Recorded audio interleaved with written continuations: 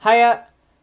So in this video, we're going to look at an example of covariance using indicator functions to kind of get us an idea of what this positively dependent, negatively dependent, and stuff like that kind of correlate to.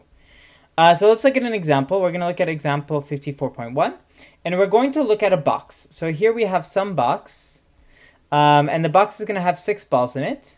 3 of them are going to be black, and 3 of them are going to be white. And we're going to denote the following. So B1 and B2 denote pulling out a black ball in the first and second pull. So we're going to pull 2 balls out. B1 is for the first one being black. B2 is for the second one being black. And we'll do the same thing for the white ones. W1 is a white one in the first pull and the second pull. So W1 is if the first ball being pulled is W1, is white, and the W2 is for if the second ball is white.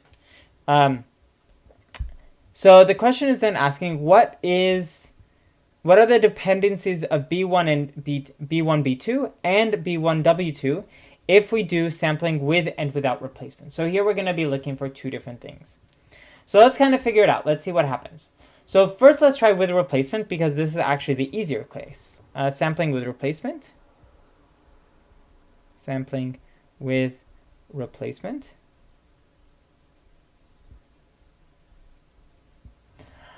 And in this case, what we have is, so each time I'm going to put the ball back in. So my probabilities never change. And since I have 3 black and 3 white, basically I always have 1/2 chance of pulling a black or a white regardless of when I pull it. So the probability of black in the first or second is equal to the probability of white in the first or second is equal to 1/2 because we're always putting it back in. But basically what this means is all the pulls are independent, right? They don't rely on one another. Pulling black and then pulling white, it's not going to be influenced because we're putting the ball back in. So there's no dependencies. In other words, since we're working with indicator functions, since we're working, I don't have variables actually, one sec. Let's put on some random variables. So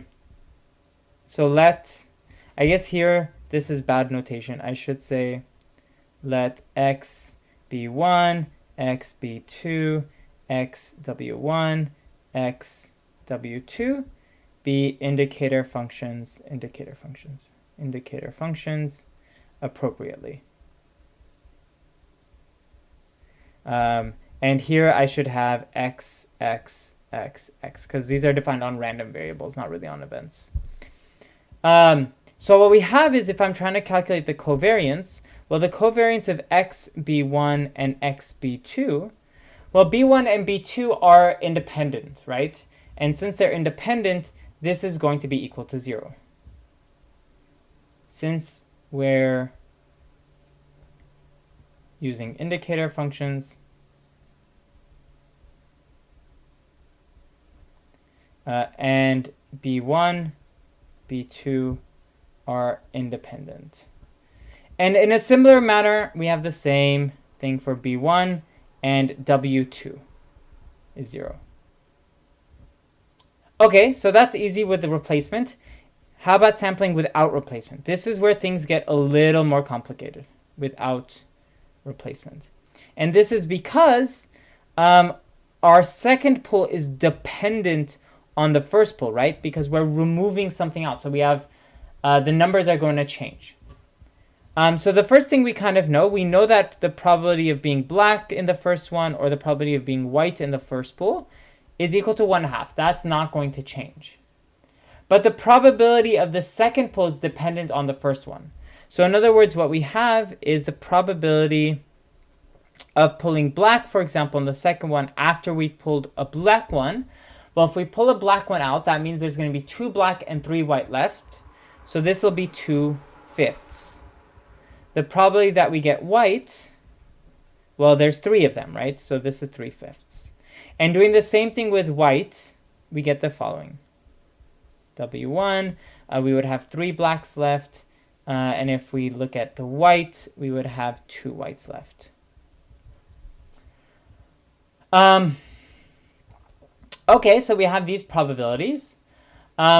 What's next is we need to figure out the actual probabilities, right? Because remember how everything is just multiplied with the probability. So what's the probability of B2? This, by the law of total probability, is equal to the probability that B2 given B1 times P of B1, right? Plus the probability of B2 given W1 times probability of W1. Here, what do we have? This we just have to plug in our values. And here we end up having, what, 2 plus 3 is 5 over 10. So it's 1/2. So the probability B2 is actually 1/2. And you should kind of realize that the same thing is going to happen for W2. P of W2 given B1 times P of B1.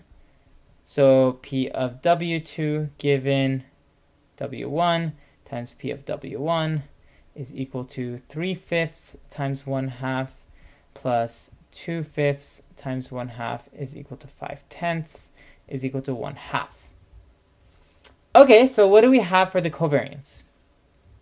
So covariance of xb1 and xb2, this is the probability of b1 and b2 minus p of b1 times p of b2. This is why we calculated b1 and b2.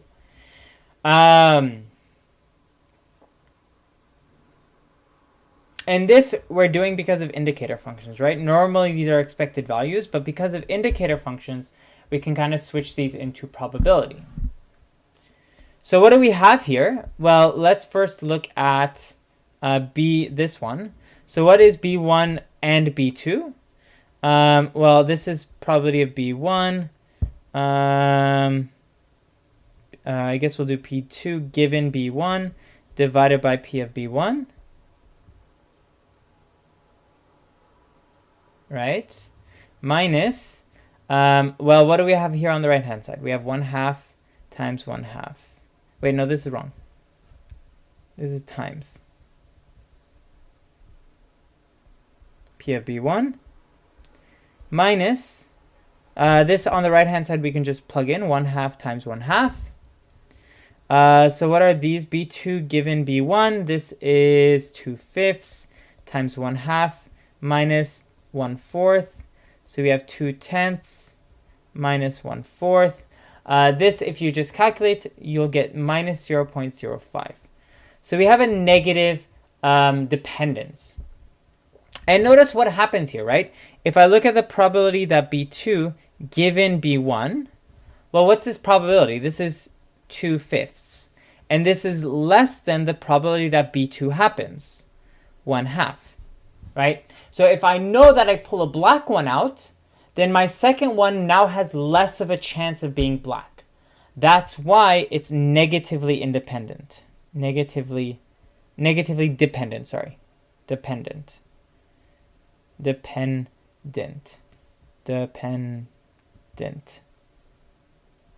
Right? Because that pulling of a black one out, not magically, but like it makes that we'll have one less black ball in the bag, and so our probability obviously is going to go down.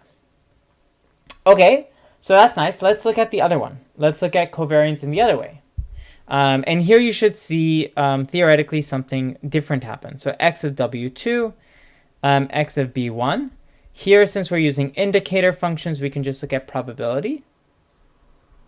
This is W2 and B1 minus the probability of W2 times the probability of B1. Now in this case, we have P of W2 given B1 times P of B1